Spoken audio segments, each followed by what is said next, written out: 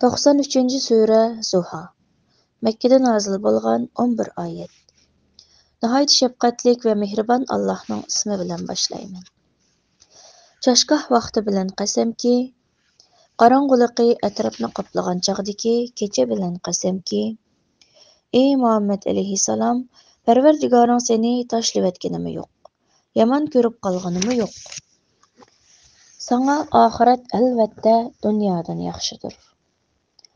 Parvardigoring sana savob, hurmat va shafoat qatorliqlarni ato qiladi. Sen mamnun bo'lasan. O seni yetim bilib panoh bermadimi?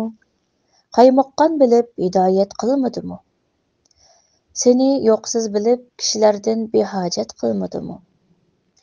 Yetimni xorlama. Soilga qo'pollik qilma. Parvardigoringning sana bergan ne'matini kishilarga so'zlab bergin.